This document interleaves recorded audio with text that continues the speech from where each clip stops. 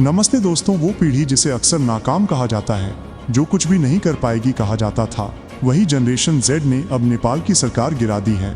नेपाल के प्रधानमंत्री केपी शर्मा ओली को इस्तीफा देना पड़ा और प्रदर्शन इतने हिंसक हो गए हैं कि प्रधानमंत्री का आवास जला दिया गया है। संसद भी आग की लपटों में घिर गई है और उनके वित्त मंत्री को प्रदर्शनकारियों ने सड़कों पर घेर कर जूतों से पीटा। इसी बीच एक दुखद मौत भी हुई है। पूर्व प्रधानमंत्री की पत्नी के घर में आग लगाने की घटना हुई थी। तो सवाल उठता है, आखिर इस गुस्से की वजह क्या थी? क्या ये सोशल मीडिया बैन का नतीजा था? दोस्तों, इसका जवाब है नहीं। इन विरोधों के कई कारण थे। चलिए इस वीडियो में इन्हें समझते हैं। 8 सितंबर 2025 को हजारों लोग नेपाल की राजधानी काठमांडू में जमा हुए। इनमें से ज्यादातर 20 से 25 साल के युवा थे, जिन्हें जेन जेड कहा जाता है। कुछ स्कूल की यूनिफॉर्म में थे तो कुछ कॉलेज की। ये प्रदर्शन हमें नेपाल नाम की एक एनजीओ ने आयोजित किया था।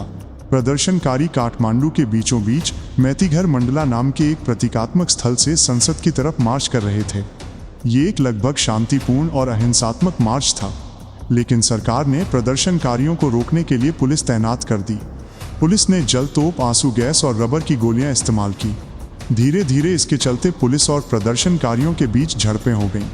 कुछ प्रदर्शनकारी संसद परिसर के अंदर भी चले गए। उसके बाद पूरा देश हैरान रह गया कि पुलिस ने आगे क्या किया। पुलिस ने सीधे ही प्रदर्शनकारियों पर असली गोलियां चलाईं। कम से कम 19 प्रदर्शनकारी मारे गए। 400 से ज्यादा लोग घायल हुए। ये रबड़ की गोलियां नहीं थीं, असली गोलियां थीं। एक 12 साल के बच्चे की भी जान चली गई। जाहिर है, इतनी बर्बरता देखकर कोई चुप नहीं रह सकता। जब नेपाली नागरिकों को ये पता चला तो और लोग सड़कों पर आकर प्रदर्शन में शामिल हो गए। प्रदर्शनकारियों की संख्या तेजी से बढ़ने लगी। सड़कों पर लोग प्रदर्शन कर रहे थे। सरकार ने लोगों को काबू में करने के लिए दोपहर 3:30 बजे कर्फ्यू लगाने की कोशिश की, लेकिन कुछ भी नहीं बदला। प्रदर्शन और भी बड़े होते गए। काठमांडू के साथ साथ पोखरा, बुटवल, भरतपुर और दमक जैसे शहरों में भी प्रदर्शन चल रहे थे। इन प्रदर्शन का एक बड़ा कारण था, जिस पर मीडिया सबसे ज्यादा ध्यान दे रही थी, वो था नेपाल में सोशल मीडिया ऐप्स पर प्रतिबंध लगाना। हाँ, ये एक वजह थी, लेकिन इसके अलावा और भी बड़ी वजहें थी, जैसे भ्रष्टाचार और सरकार की गलत शासन प्रणाली, बढ़ती बेरोजगारी और सत्ता में बैठे मंत्रियों का भाई भतीजावाद। इसके बारे में बाद में बात करेंगे, पहले सोशल मीडिया की बात करते हैं। नवंबर 2023 में सोशल मीडिया कंपनियों को कहा गया कि वे अनिवार्य रूप से सूचना और संचार मंत्रालय के साथ रजिस्टर हों और देश में अपनी मौजूदगी दर्ज कराएं।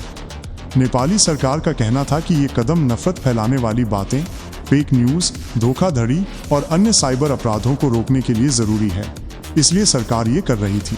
बाद में सरकार ने इस सिलसिले में 5 सार्वजनिक नोटिस जारी किए, लेकिन 5 सोशल मीडिया प्लेटफॉर्म्स के अलावा कोई बड़ा प्लेटफॉर्म रजिस्टर नहीं हुआ। जिन कंपनियों ने रजिस्टर किया उनमें सिर्फ एक बड़ा नाम था, चाइनीज़ ऐप टिकटॉक। इसी बीच नेपाल की सुप्रीम कोर्ट ने सरकार को उन सोशल मीडिया प्लेटफॉर्म्स को बंद करने की इजाज़त दी जो रजिस्टर नहीं होंगे। फिर इस साल 28 अगस्त को सरकार ने सोशल मीडिया प्लेटफॉर्म्स को कहा कि वे 3 सितंबर तक खुद को रजिस्टर करवा लें, वरना उन्हें बंद कर दिया जाएगा। लेकिन ज़्यादातर सोशल मीडिया कंपनियों ने इस बात को नज़रअंदाज कर दिया और इस तरह 26 सोशल मीडिया प्लेटफॉर्म्स देश में Facebook, Instagram, WhatsApp, YouTube, Snapchat, Twitter जैसे लगभग सभी बड़े सोशल मीडिया प्लेटफॉर्म्स बंद कर दिए गए थे, सिवाय टिकटॉक के। प्रदर्शनकारी कहते हैं कि सरकार ने ये सब इसलिए किया ताकि सोशल मीडिया पर अपना कब्जा जमा सके और लोगों की आवाज़ दबा सके। जो प्लेटफॉर्म्स हमारी सरकार ने बंद किए हैं वो हमारी अभिव्यक्ति की आज़ादी के बिल्कुल खिलाफ हैं और वो हमें कंट्रोल करना चाहते हैं, बिल्कुल एक तानाशाह की तरह। सच तो ये है कि कई वीडियो सोशल मीडिया पर वायरल हो रहे थे। सरकार में भ्रष्टाचार और भाई भतीजावाद को बेपर्दा किया जा रहा है। सरकार के मंत्रियों के नेपोटिज्म वाले बच्चे और उनकी आलीशान जिंदगी उजागर हो रही है। असल में नेपाल की युवा आबादी भ्रष्टाचार, बेरोजगारी और आर्थिक असमानता को लेकर बहुत नाराज है। 2024 में नेपाल में युवाओं की बेरोजगारी दर 20.82% थी। सोचो जरा, हर 5 में से 1 युवा बेरोजगार है। बहुत कम नए रोजगार पैदा हो रहे हैं और लोग नौकरी की तलाश में दूसरे देशों में पलायन कर रहे हैं। हालत इतनी खराब है कि हजारों लोग चले गए। रूस यूक्रेन युद्ध में बस कुछ पैसे कमाने के लिए लड़ रहे हैं। बिल्कुल सही सुना आपने दोस्तों। फरवरी 2024 तक 15,000 से ज़्यादा नेपाली लोग रशियन सेना में शामिल हो चुके थे। उन्हें सिर्फ कुछ हफ्तों की ट्रेनिंग के बाद ही फ्रंट लाइन पर भेज दिया जाता है। इसी वजह से कई नेपाली नागरिक रूस यूक्रेन युद्ध में अपनी जान गंवा चुके हैं। मौत के खतरे के बावजूद भी वे रूस जाते हैं क्योंकि नेपाल में उनके लिए नौकरी के मौके बहुत कम हैं। रूस उन्हें अपनी सेना में शामिल होने के लिए बढ़िया ऑफर देकर लुभाता है। कुछ फाइटर्स कहते हैं कि बोनस और सैलरी मिलाकर उनकी महीने की कमाई करीब $4000 होती है, जो कि थोड़ा ज़्यादा है, करीब 5 लाख नेपाली रुपए। अगर नेपाली नेता थोड़ी समझदारी और सहानुभूति दिखाते ऐसे हालात में तो शायद हालत इतनी खराब नहीं होती, लेकिन उन्होंने बिल्कुल उल्टा किया। नेपाली नेताओं के बेटे बहुएं अपने आलीशान जिंदगी के जलवे दिखाने लगे। एक तरफ इन नेताओं के बच्चे और पोते पोतियां आराम और लग्जरी भरी जिंदगी जीते हुए दिखते हैं, फोटो में, विदेश यात्राओं में, महंगे सामान के कलेक्शन में।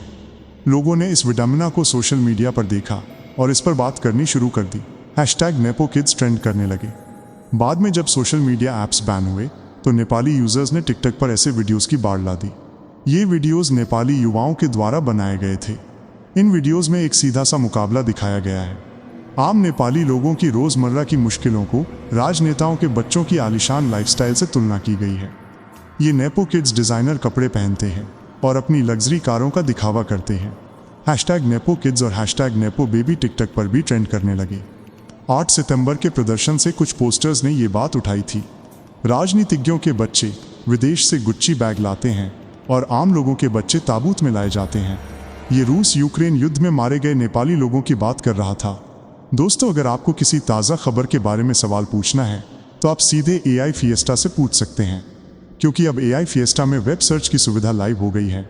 जैसे अगर मैं उससे पूछूं इस नेपाल प्रदर्शन का सबसे बड़ा कारण क्या है, तो और इसे 2 लाइनों में जवाब देने को कहूं, लेकिन जवाब भेजने से पहले इस बटन से वेब सर्च फीचर एक्टिवेट कर लेते हैं। जैसे ही मैं भेजता हूं, आप देख सकते हैं कि AI पहले न्यूज़ और कॉन्टेक्स्ट चेक करता है।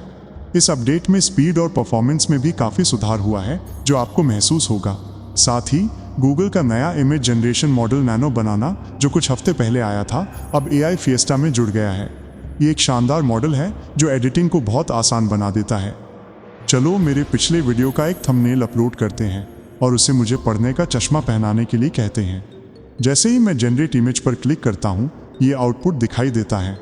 इससे जो इमेज बनती है उसे देखिए, ऐसा लग रहा है जैसे मैंने चश्मा पहना हो। जो लोग नहीं जानते उनके लिए बता दूं कि AI फिएस्टा मेरा AI प्लेटफॉर्म है, जहां आप एक ही जगह पर टॉप AI मॉडल्स को एक्सेस कर सकते हैं। ChatGPT, Gemini, Grok, DeepSeek, इनके प्रीमियम वर्जन, जिनकी कुल कीमत लगभग 10,000 रुपये प्रति माह होगी, लेकिन AI फिएस्टा में आप प्रीमियम AI को केवल 999 रुपये प्रति माह में एक्सेस कर सकते हैं। इसके अलावा AI फिएस्टा की हर सदस्यता के साथ सब्सक्राइबर्स को 3000 से ज़्यादा प्रॉम्प्ट्स वाली ये बेहतरीन प्रॉम्प्ट बुक बिल्कुल मुफ्त मिलेगी, जिसकी कीमत 5000 रुपये है।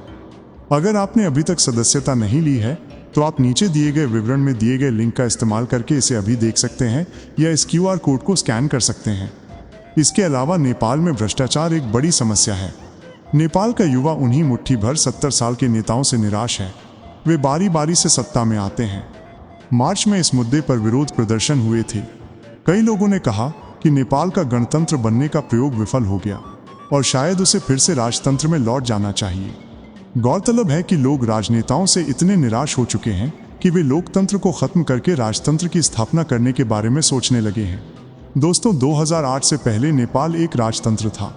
राज्य का मुखिया नागरिकों द्वारा चुना गया कोई व्यक्ति नहीं होता था, बल्कि एक राजा होता था।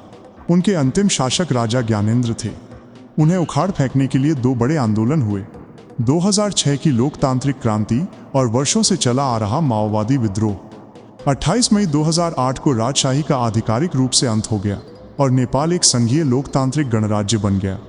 हमें विश्वास है कि हम सभी मिलकर नए नेपाल के सपने को साकार करने के लिए कड़ी मेहनत करेंगे। तब से 17 साल हो चुके हैं और लोकतंत्र के इन 17 सालों में नेपाल की सरकार 13 बार बदल चुकी है। प्रधानमंत्री का पद KP शर्मा ओली के पास था। पुष्प कमल दहल और शेर बहादुर देउबा। सत्ता इन मुट्ठी भर राजनेताओं के बीच घूमती रही। वे गठबंधन बनाते और फिर टूट जाते। नेपाल में 2 प्रमुख राजनीतिक ताकतें हैं, नेपाली कांग्रेस और नेपाली कम्युनिस्ट। नेपाली कम्युनिस्टों की 2 प्रमुख पार्टियां हैं, नेपाली कम्युनिस्ट पार्टी, संयुक्त मार्क्सवादी और लेनिनवादी, और नेपाली कम्युनिस्ट पार्टी माओवादी केंद्र। ये पार्टियां छोटी पार्टियों के साथ गठबंधन करती हैं, सत्ता में आती हैं और जाती हैं, लेकिन तीनों पार्टियों के मुखिया। दोस्तों, नेपाल इस बात का जीता जागता उदाहरण है कि जब सत्ता में बैठे लोग जनता की आवाज़ को पूरी तरह से दबाने की कोशिश करते हैं तो क्या होता है। जब भ्रष्टाचार, बेरोजगारी और भाई भतीजावाद जैसे असली मुद्दों को नज़रअंदाज कर दिया जाता है। ये सभी सरकारों के लिए एक सबक है। उन्हें लोगों की ज़रूरतों को इतना नज़रअंदाज नहीं करना चाहिए कि हालात इतने बिगड़ जाएं।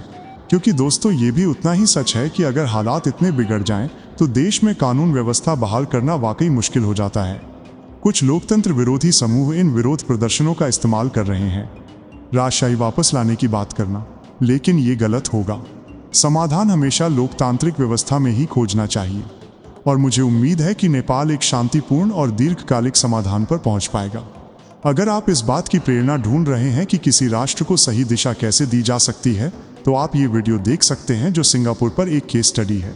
इसमें मैंने बताया है कि कैसे सिंगापुर कभी एक गरीब देश था और कैसे कुछ ही दशकों में ये एशिया का नंबर 1 देश बन गया है।